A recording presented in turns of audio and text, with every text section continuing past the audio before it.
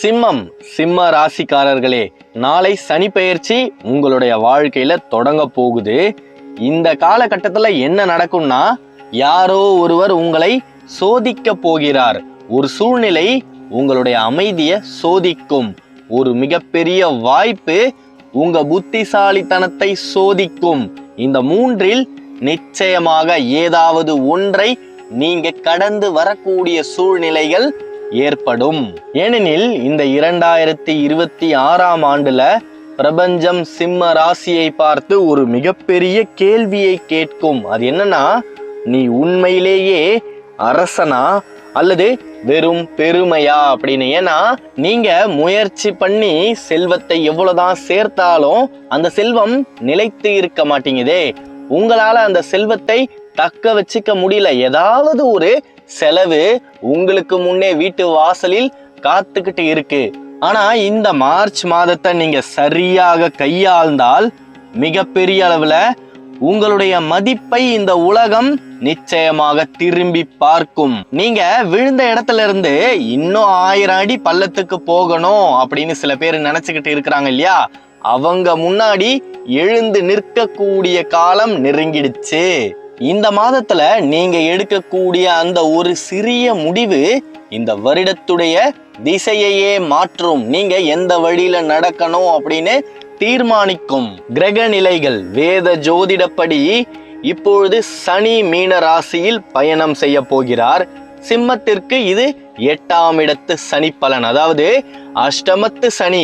அஷ்டமத்து சனினாலே கஷ்டத்தை தான் தரும்னு நம்மை நிறைய பேரு பயமுறுத்தி வச்சிருக்காங்க. அதாவது நீங்க என்ன நினைக்கிறீங்களோ அது நிச்சயமாக நடந்தே தீரும் அஷ்டம சனியில. காரணம் என்னன்னா, உங்களுடைய சிந்தனைகள் எப்பயுமே அந்த ஒரு விஷயத்தை மட்டுமே தான் யோசிச்சுக்கிட்டே இருக்கும்.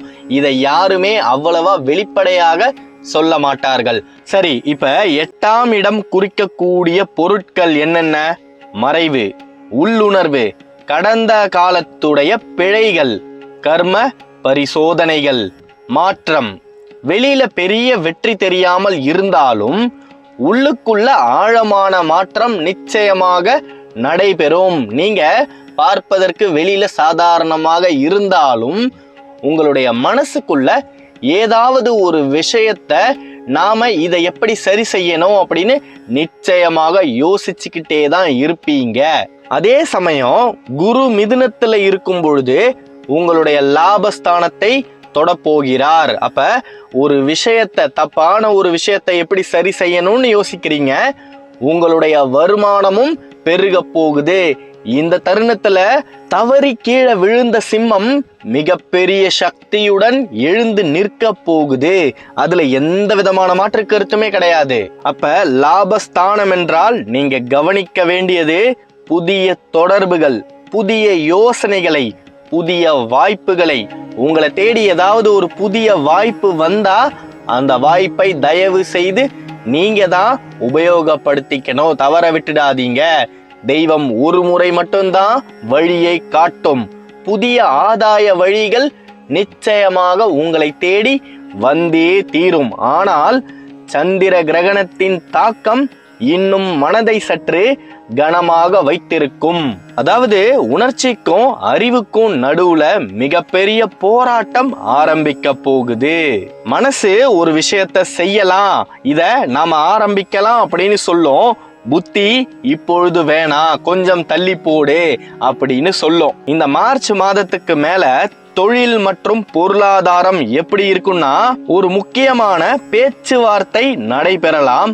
ஒரு பழைய திட்டத்தை நீங்க மறுபடியும் இப்ப ஆரம்பிக்கலாம் அப்படின்னு யோசிப்பீங்க. உங்களுடைய அதிகாரி உங்களை கவனிக்க ஆரம்பிக்க போகிறார். ஆனா இது எல்லாமே ஒரு சேர நடக்காது, ஒவ்வொன்றாக நடக்கும். அப்படி நடக்கும் பொழுது நீங்க அந்த இடத்துல என்ன வார்த்தையை உபயோகப்படுத்துறீங்க அப்படின்றது ரொம்ப ரொம்ப முக்கியம். காரணம் என்னன்னா, சிம்மத்தை பொறுத்த வரைக்கும் சட்டுன்னு கோவப்பட்டுருவீங்க. ஏன்னா அந்த இடத்துல நியாயம் இருக்கும்.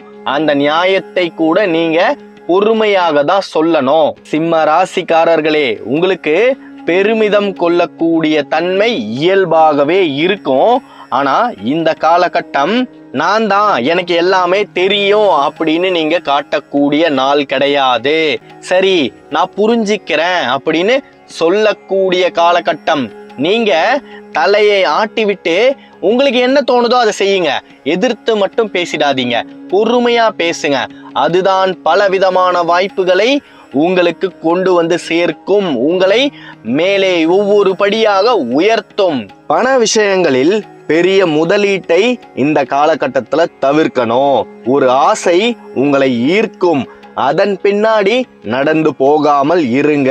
அந்த ஆசையை நீங்க கட்டுப்படுத்தினாலே ஏப்ரல் மாதத்தில் மிகப்பெரிய தெளிவு கிடைக்கும்.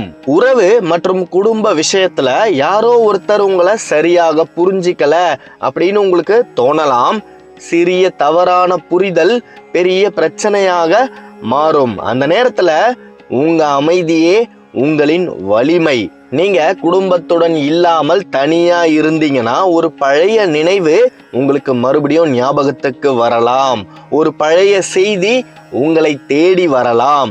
திருமணமானவர்களா நீங்க இருந்தீங்கன்னா கணவன் மனைவிக்கு இடையே ஒரு தேவையில்லாத சின்ன வாக்குவாதம் ஏற்படலாம். அப்படி ஏற்படும் பொழுது நான் தான் அதுல ஜெயிப்பேன்னு எந்த விதமான பெருமை போராட்டமும் நீங்க செய்யாமல் இருந்து அமைதியாக இருந்தாலே போதும். மிகப்பெரிய அளவுல இந்த மார்ச் மாதத்துக்கு மேல உங்களுடைய வாழ்க்கை நிம்மதியாக இருக்கும். காரணம் என்னன்னா, சனி ஒரு ராசியிலிருந்து இன்னொரு ராசிக்கு பெயரும் பொழுது மிகப்பெரிய ஒரு மாற்றத்தை அனைவரிடத்திலும் நிச்சயமாக தருவார். மார்ச் 5ஆம் தேதி முதல் 14ஆம் தேதி வரை ஒரு சிறிய சோதனை வரக்கூடும். அது பணம் தொடர்பானதாக இருக்கலாம், அல்லது மதிப்பு தொடர்பானதாக இருக்கலாம், அல்லது நம்பிக்கை தொடர்பானதாக இருக்கலாம். இந்த சோதனையை நீங்கள் கடந்து சென்றால் ஜூன் மாதத்திலிருந்து உங்கள் முன்னேற்ற வரைபடம் மெதுவாக உயரத் தொடங்கும். நீங்க கடந்து செல்லாமல் அதில் கவனத்தை செலுத்த ஆரம்பிச்சீங்கன்னா அதே பாடம் மீண்டும் மீண்டும் வரும். காரணம் என்னன்னா, 8ஆம் இடத்து சனி பழைய பாடங்களை மீண்டும் மீண்டும் தந்துக்கிட்டே இருக்கும். நீங்க எந்த இடத்துல தொடங்குனீங்களோ அந்த இடத்திற்கே திரும்ப திரும்ப வந்து நிற்க கூடும். அதனால வரக்கூடிய பிரச்சனைகளை தாண்டி செல்ல கற்றுக்கொள்ளுங்கள். சிம்ம ராசியில இருக்கக்கூடிய எனது அன்பான அன்பர்களின் பெரிய சவால் என்ன தெரியுமா? எப்போதுமே வலிமையாக தோன்ற வேண்டும் என்ற எண்ணம் தான். ஆனா இப்போது பிரபஞ்சம் உங்களுக்கு என்ன சொல்லுதுன்னா, வலிமையாக நடிக்க வேண்டாம், உண்மையாக இருங்கள். சோர்வாக இருந்தால் அதை ஏற்றுக்கொள்ளுங்கள். காயமடைந்திருந்தால் உங்களை நீங்களே குணப்படுத்திக் கொள்ளுங்கள். இந்த மாதம் நடிப்பு தேவையில்லை, உண்மைதான் நீண்டகால மரியாதையை உங்களுக்கு அளிக்கும். ஏன்னா சனி பகவானுக்கு தேவையானது ஒழுக்கம், உண்மை. அதிகாலையில அந்த ஆதவன் உதித்த பின் நீங்க நீரை அர்ப்பணியுங்க. ஓம் ஆதித்யாய வித்மகே திவாகராய தீமகே தன்னோ சூரிய பிரச்சோதயாத். இந்த மந்திரத்தை மனதில் நினைத்து கொண்டோ அல்லது உச்சரித்து கொண்டோ நீங்க நீரை அர்ப்பணிக்கும் பொழுது மிக பெரிய அளவுல அந்த ஆதவனுடைய அத்தனை பிரகாசங்களையும் உங்களுடைய உடல் சரீரம் ஈர்க்கும். அப்படி ஒளி உங்களை நோக்கி வர ஆரம்பிச்சிட்டாலே உங்களை சுற்றி இருக்கக்கூடிய இருள் உங்களை விட்டு விலக ஆரம்பிச்சிடும். ஒரு விஷயத்த முக்கியமா கவனிங்க. இன்று எடுத்த உணர்ச்சி சார்ந்த முடிவு பின்னர் வருத்தமாக மாற நேரிடும். அதனால எந்த ஒரு விஷயத்துல முடிவெடுக்கும் பொழுதும் நிறுத்தி நிதானமா யோசிச்சு பொறுமையா முடிவெடுங்க. இன்று பேசக்கூடிய ஒரு வார்த்தை ஒரு உறவின் திசையையே மாற்றக்கூடும். இன்று எடுத்த ஒரு பண முடிவு 6 மாத தாக்கத்தை உங்களுக்கு தர நேரிடும். அதனால சனிப்பெயர்ச்சியின் போது எதை செய்தாலும் பொறுமையாக யோசித்து செய்யுங்க. சிம்ம ராசிக்காரர்களே, ஒரு அரசனுக்கு 2 குணங்கள் தேவை: துணிவு, பொறுமை. உங்களிடம் துணிவு உள்ளது, இப்போது பொறுமையை சேர்த்து கொள்ளுங்கள். இந்த மார்ச் மாதம் உங்களை சோதிக்க வந்த மாதம் கிடையாது, உங்களை வடிவமைக்க வந்த மாதம். இதை நீங்க சரியாக கையாண்டால் இந்த 2026ஆம் ஆண்டுடைய 2ஆம் பகுதி உங்களின் மதிப்பு உயரும். உங்களின் பெயர் வெளி உலகிற்கு தெரிய வரும். உங்களின் நிலை மிக பெரிய அளவில் உயரும். இது எச்சரிக்கை அல்ல, இது தயாரிப்பு. சிம்ம ராசி இந்த வாரம் வெளியில அமைதியா இருக்கும், உள்ளுக்குள்ள வலிமையாக மாறும். வெற்றி உங்களுக்கே. நல்லதே நடக்கும். நம்பிக்கையோட இருங்க. அடுத்த காணொளியில் விரைவில் சந்திப்போம். சிம்ம ராசியை பத்தி நீங்க தொடர்ந்து தெரிஞ்சுக்க இந்த சேனலை சப்ஸ்கிரைப் பண்ணிக்கோங்க. நமச்சிவாய வாழ்க, நாதந்தாள் வாழ்க, இமை பொழுதும் என் நெஞ்சில் நீங்காதான் தாழ்வாழ்க. தென்னாடுடைய சிவனே போற்றி, எந்நாட்டவருக்கும் இறைவா போற்றி. நன்றி.